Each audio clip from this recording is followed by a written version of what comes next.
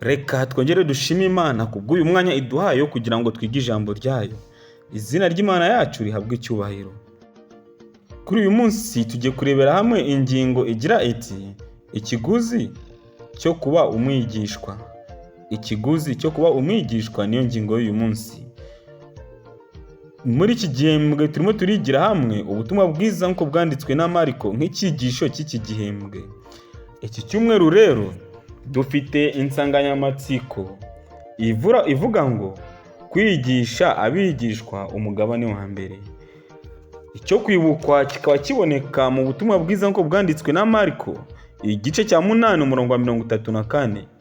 Ahamagara abantu n'abigishwa be arababwira ati umuntu nashaka kunkurikira niyiyange yikorere umusaraba we ankurikire. Aya niyo magambo yo kuzirikana cyane muri iki cyumweru.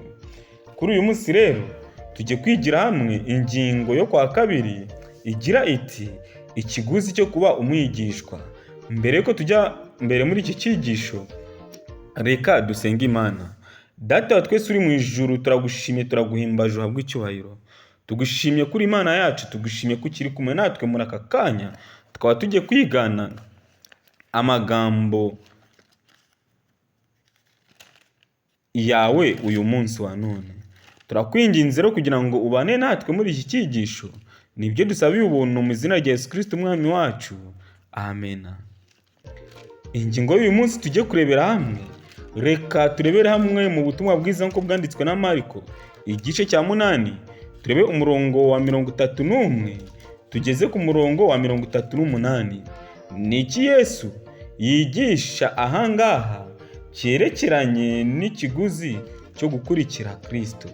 Mbese niki Yesu yigisha hano cyerekeranye n'ikiguzi cyo gukurikira Kristo? Aha rero muri iki gice cya 8 umurongo wa 31 turagera umurongo wa 38 haragira hati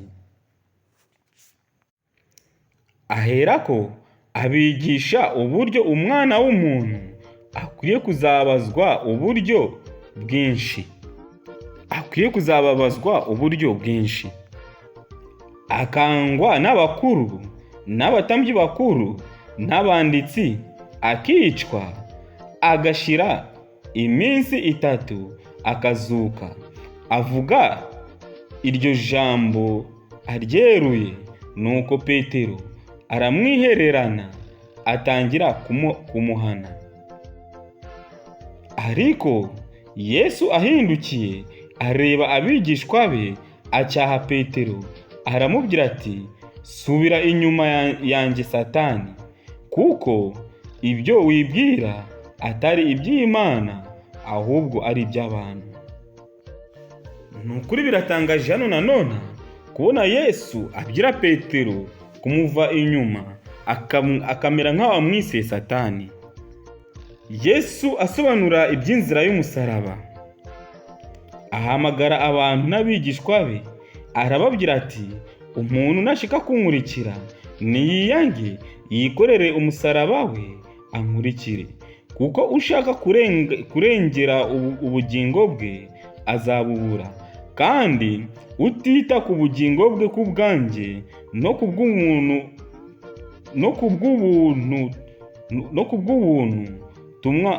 kubw'ubutumwa bwiza azabukiza.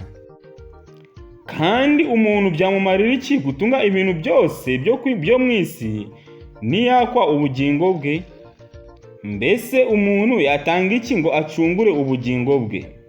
Umuntu wese ugira isoni zo kunyemera no kwemera amagambo yanjye muri iki gihe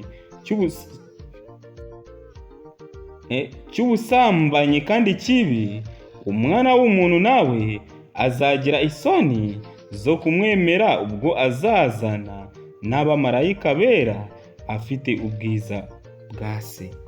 Reka nshuti bakundwa, ntitukwiriye guterwa isoni no kuba abigishwa ba Yesu ndetse no kwamamaza ijambo rye. Abigishwa bari bageze aho rukomeye mu mibanire yabo na Yesu.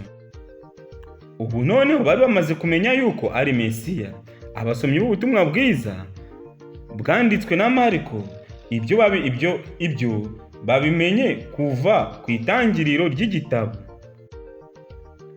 Ibyo bigatanga amahirwe ku bigishwa rimwe na rimwe bagirira urujijo.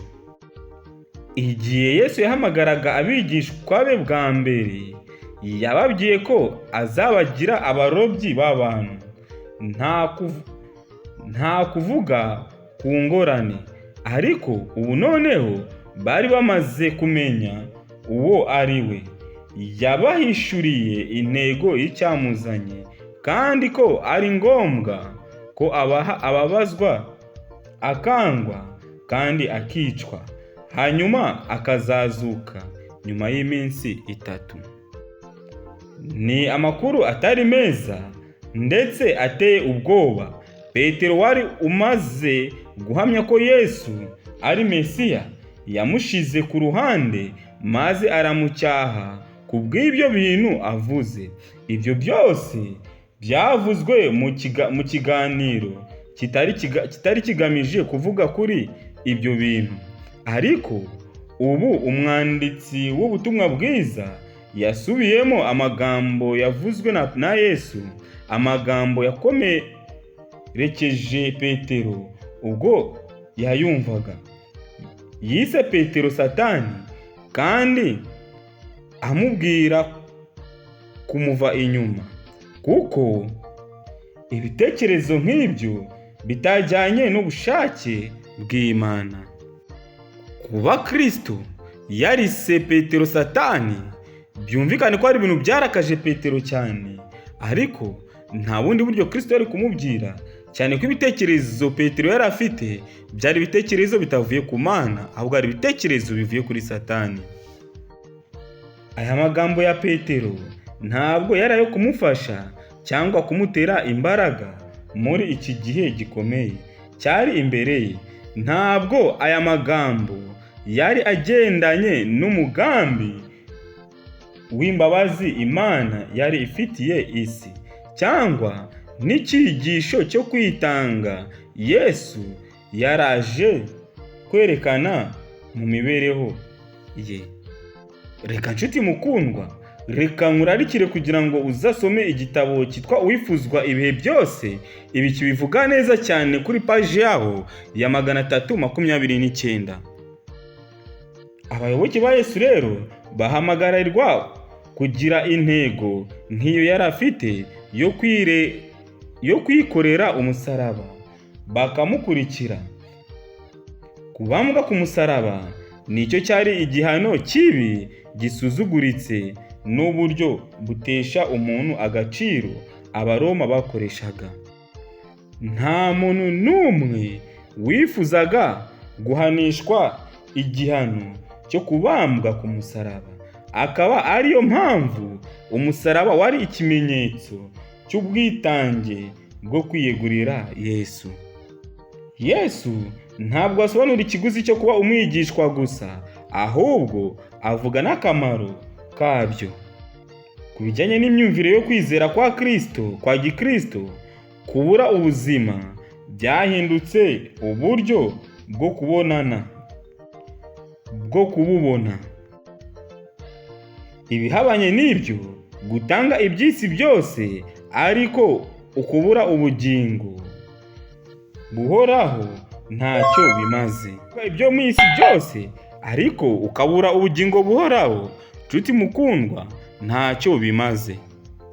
Nk'uko umuvugabutumwa witwa Jim Elliot yabivuze yemye mu kinyamakuru cye cyo kuwa 28 Ukwakira 1949, agira ati, ntabwo utanga icyo adashobora kubika kugira ngo yunguke icyo adashobora kunyagwa twamwita umupfapfa.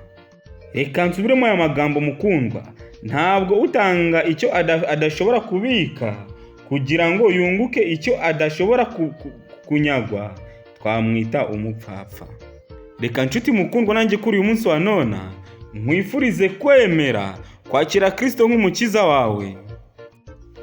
Twemere dutange ibyo dufite byose kugira ngo twemererwe kuba abigishwa ba Kristo, kandi twemere kwakira Kristo nk'umwami wacu n'umukiza, nibwo ibindi byose tuzabyongererwa. Reka nkusabe mu by'ukuri kwemera irarikwa rya Kristo ridusaba kwanga ubugingo bwacu muri iyi si izaburinda igeze ku bugingo buhoraho. Reka rero ubugingo bwacu tubwegurire Kristo, maze tuzabashe kubona ubugingo buhoraho. Icyo nicyo ngusabiye kuri uyu mwanya, mu izina rya Yesu Kristo umwami wacu. Amen. Reka dusenge Imana. Data wa twese uri mu ijuru, turongeye turagushimye, turaguhimbaje. Tugushimye ko uri umuremyi wacu, tugushimye ko ukomeje kubana natwe no muri ibi byigisho. Turakwinginze kugira ngo ukomeze ubane natwe, nibyo dusabiye ubuntu mu izina rya Yesu Kristo umwami wacu. Amen.